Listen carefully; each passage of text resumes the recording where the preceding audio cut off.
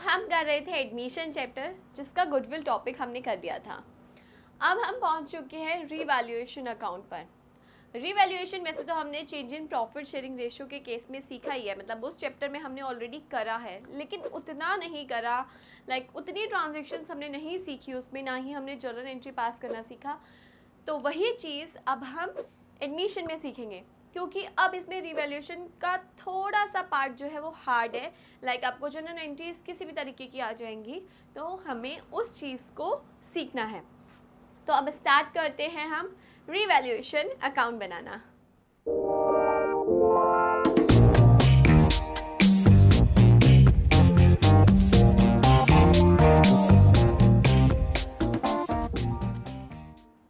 Revaluation account, जिसको हम profit and loss adjustment account के नाम से भी जानते हैं, आखिर ये है क्या? बहुत सिंपल अकाउंट है। नॉर्मली लेजर बनाते हैं, इसको भी उसी तरीके से बनाना है। डेबिट साइड होगी, एक साइड क्रेडिट साइड होगी। पर्टिकुलर्स अमाउंट, यानी कि आपका एक साइड डेबिट है और ये साइड क्रेडिट है। और रिवैल्यूएशन अकाउंट बहुत सिंपल है, जैसा कि हमने चेंज इन पीएसआर के केस में देखा। सिर्फ रिवैल्यूएशन अकाउंट है क्या? Revaluation of assets and liability. Assets and liabilities का रिवैल्यूएशन है। हम इसे क्यों बनाते हैं? हम इसलिए बनाते हैं ताकि जब भी हमारा नया पार्टनर आ रहा है, तो हमारे आज की डेट में जो भी हमारे एसेट्स की वैल्यू है, चाहे वो कम है या ज़्यादा है, वो वैल्यू आज की डेट से मार्केट वैल्यू से कैलकुलेट हो, ना कि बुक वैल्यू से। हो सकता है हमारे एसेट्स की वैल्यू बढ़ रही हो सकता है एसेट्स की वैल्यू कम हो रही हो, तो इस पर पूरा का पूरा राइट जो है वो ओल्ड पार्टनर्स का है। आज से जो चेंज होगी उस पर न्यू पार्टनर का भी होगा। तो इसलिए हम रीवैल्यूएशन करते हैं अपने एसेट्स का, रीवैल्यूएशन दोबारा से वैल्यूएशन करते हैं कि भाई हमारे एसेट्स की वैल्यू और लायबिलिटीज़ की वैल्यू बढ़ रही है या कम हो रही है। सिंपल सी चीज़ है। अब इसमें क्या याद रखना है? क्रेडिट, जैसा कि मैंने बताया, बेनिफिट्स जो होते हैं वो हमेशा क्रेडिट होते हैं, ठीक है। और एक्सपेंस एंड लॉस जो होते हैं वो हमेशा डेबिट होते हैं। अब हम रीवैल्यूएशन जो कर रहे हैं वो एसेट्स और लायबिलिटी का कर रहे हैं। अब हमारा बेनिफिट कब होता है? जब हमारे एसेट्स जो है बढ़ जाए, यानी कि एसेट की वैल्यू जब इंक्रीज हो जाएगी तो हमें क्रेडिट साइड लिखना है। या लायबिलिटी अगर हमारी कम हो जाए तो हम उसे क्रेडिट साइड दिखाएंगे, क्योंकि किसी का पैसा पहले अगर हमें 12,000 देना था, अब हमें उसे 6,000 देना है, तो 6,000 का हमें बेनिफिट है, तो इस केस में भी हम उसको क्रेडिट साइड दिखाते हैं, राइट। और हमारा लॉस किस चीज़ में? अगर मैं एसेट्स और लायबिलिटी की बात करूँ, लॉस कब होता है? जब मेरे एसेट्स की वैल्यू डाउन चली जाती है या फिर लायबिलिटी की वैल्यू अप हो जाती है, ठीक है, कि मुझे पता चलता है यार इसका पैसा और देना है, तो इस केस में डेबिट, यानी कि debit all the expense and loss. तो सारे एक्सपेंस जो भी आपको एसेट्स एंड लायबिलिटी से रिलेटेड है, यानी कि एसेट्स के कम होने से आपको नुकसान है और लायबिलिटी के बढ़ने से नुकसान है, तो डेबिट कर दिया। तीसरी चीज़ लास्ट आती है, अगर आपका कोई अनरिकॉर्डेड लायबिलिटी है। अनरिकॉर्डेड लायबिलिटी यानी कि आप अभी तक आपने रिकॉर्ड नहीं किया था कि आपने किसी के 5,000 रुपीज़ देने, आपको सडनली पता चलता है कि उसके 5,000 अभी भी ड्यू है, तो ये क्या था? अनरिकॉर्डेड लायबिलिटी है। तो ये भी आपके लिए एक नुकसान की बात है बिजनेस के लिए। और इसी तरीके से बेनिफिट कब होगा? जब आपकी अनरिकॉर्डेड एसेट्स होंगे, ठीक है, तो वो बेनिफिट है। इसके अलावा इसमें और कुछ नहीं आता, सिर्फ revaluation of assets and liability. और जब रिवैल्यूएशन अकाउंट बनता है तो वो चेंज वैल्यू से बनता है। कोई स्टॉक आपका 10,000 था और अब जो है स्टॉक आपका 15 का हो गया, तो कितने का चेंज आया? That is 5,000। तो चेंज वैल्यू को हम रिवैल्यूएशन में लिखते हैं, ना कि जो मार्केट वैल्यू हो या उस समय की वैल्यू हो उसमें नहीं, जितने का चेंज आया उतने से लिखते हैं। उसके बाद हम इसमें बैलेंसिंग करते हैं। बैलेंसिंग करने का रूल नॉर्मल लेजर को जैसे बैलेंसिंग करते वही होता है। क्रेडिट साइड का टोटल किया, डेबिट साइड का अगर कम आ रहा है तो टू प्रॉफिट, और अगर डेबिट साइड का ज़्यादा आ रहा है और क्रेडिट साइड का कम आ रहा है तो हमारा लॉस हो जाता है, जो कि किस में बढ़ता है? ओल्ड पार्टनर्स में बढ़ता है, क्योंकि इसका न्यू पार्टनर से कोई भी रिलेशन नहीं है। न्यू पार्टनर का अब आगे से रिलेशन होगा, तो इसमें पूरा का पूरा राइट ओल्ड पार्टनर्स का होता है। तो चाहे प्रॉफिट हो या लॉस हो, किस में डिस्ट्रीब्यूट होगा? ओल्ड पार्टनर्स में डिस्ट्रीब्यूट होगा। ओल्ड पार्टनर्स में इन ओल्ड PSR यानी कि ओल्ड प्रॉफिट शेयरिंग रेशो में डिस्ट्रीब्यूट होगा। तो इस तरीके से हम अपना रिवैल्यूएशन अकाउंट बनाते हैं। अब हमें मेनली सीखनी है इसकी जर्नल एंट्रीज, जो कि हम स्टार्ट करेंगे। तो अब हम रिवैल्यूएशन अकाउंट बनाना सीखेंगे, लाइक उसमें जर्नल एंट्रीज को किस तरीके से पोस्ट किया जाता है। अब इसमें मैं दो चीज़ें सिखाऊंगी, एक तो एंट्रीज किस तरीके से पोस्ट की जाती है रिवैल्यूएशन में, दूसरा अगर आपको कई बार ऐसा होता है हमें कि क्वेश्चन की डिमांड होती है कि रिवैल्यूएशन अकाउंट मत बनाओ, आप एंट्रीज पोस्ट करो जो आप रिवैल्यूएशन अकाउंट में करते। तो हम अगर रिवैल्यूएशन अकाउंट नहीं भी बनाते तो हम एंट्रीज कैसे इजीली पोस्ट कर सकते हैं, लिख सकते हैं, ठीक है। तो अब हम वो सीखेंगे।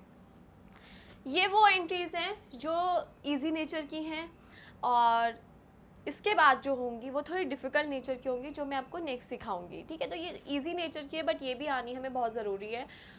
तो सबसे पहली एंट्री है stock valued at 23,000 rupees, book value 20,000। Book value का मतलब है जो अमाउंट बैलेंस शीट में अपेयर हो रहा है। तो मैंने बैलेंस शीट नहीं बनाई है, मैंने बुक वैल्यू बना दी है, मतलब उसको लिखा है। तो आप इस चीज़ को समझ जाइए, बुक वैल्यू मीन्स जो बैलेंस शीट में अपेयर हो रहा है।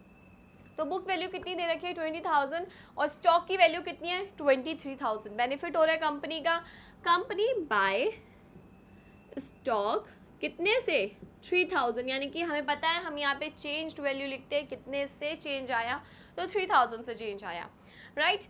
इसके बाद केस आते हैं मशीनरी डेप्रिसिएटेड बाय 5%। मशीनरी की वैल्यू कितनी दे रखी है 50,000 मशीनरी डेप्रिशिएट हो रही है, तो ये नुकसान की बात है, लॉस हो रहा है कंपनी का कि उसकी मशीन डेप्रिशिएट हो रही है। तो टू मशीनरी 5% से, तो 50,000 का 5% हुआ 2,500, ठीक है।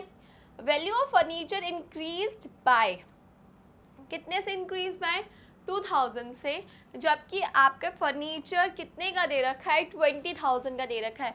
अब इसमें बहुत से बच्चे कंफ्यूज होते हैं। देखिए बाय और टू दो केसेस हैं। बाय मतलब जितने से हो रहा है, तो जितने से हो रहा है ना उतना अमाउंट आएगा।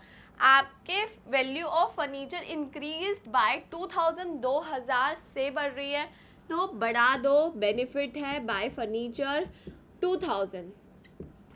कम हो रही होती कम कर देते अगर बाय है, तो जितने से, ठीक है, मतलब से।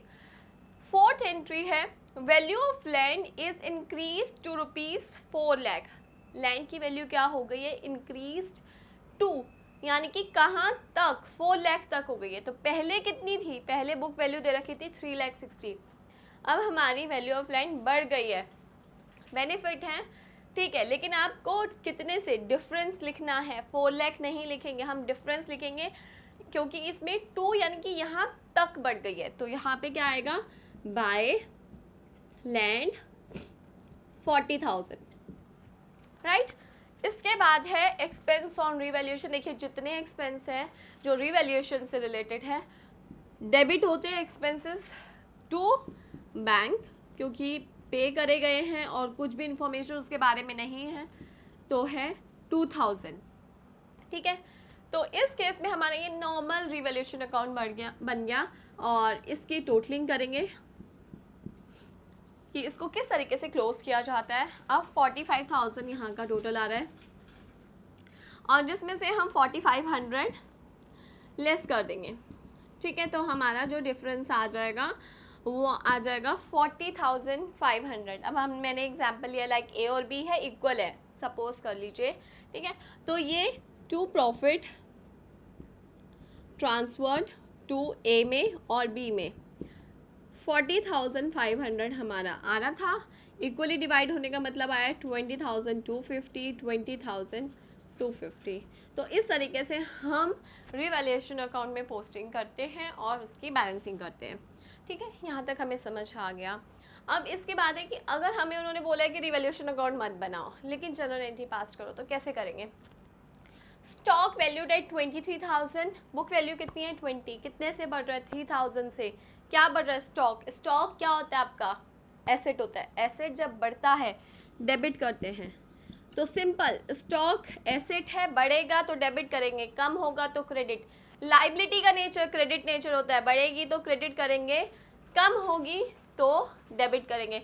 तो यहाँ पे स्टॉक बढ़ रहा है कितने से, 3000 रुपीज़ से, तो stock account debited to revaluation account, ठीक है, क्योंकि इसकी एंट्री कहाँ पोस्ट हुई है, रीवैल्यूएशन अकाउंट में।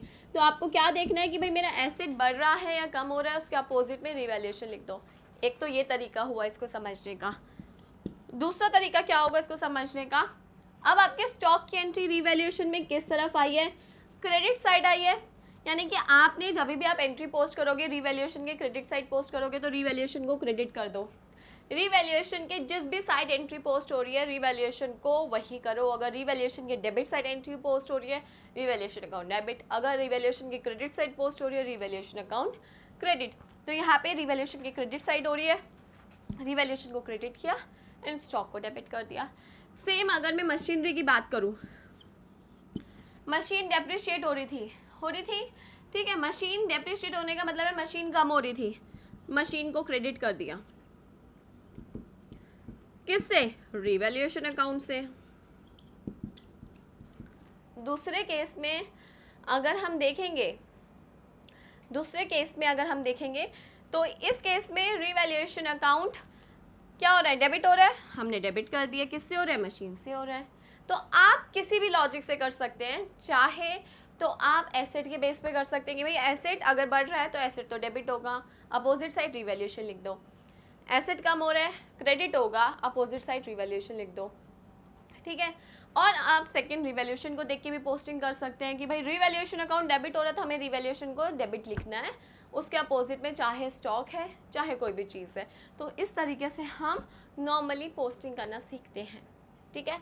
तो ये थी नॉर्मल जर्नल एंट्रीज जैसे हम पोस्ट करते हैं, तो वो हमने सीखी। अब हम थोड़ा सा आगे डिफ़िकल्ट नेचर की जो जर्नल एंट्रीज हैं वो करेंगे।